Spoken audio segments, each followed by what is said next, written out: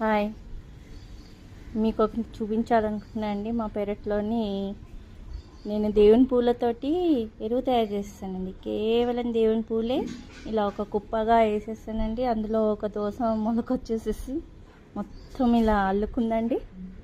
దోసకాయలు కూడా కాసాయండి, బాగా కాసాయండి. మీకు చూపిస్తాను దోసకాయలు. ఇగో చూడండి, ఇక్కడ 3-4 ఉన్నాయా.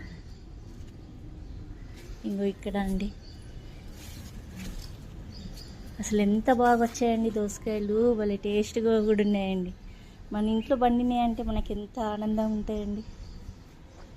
ఏం లేదండి, పూలు ఒక కవర్లో వేసేసి ఇలా ఒక కుప్పగా వేసేసానండి.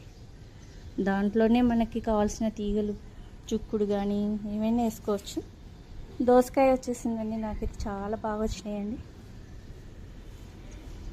మీరు కూడా వేస్ట్ దేవుని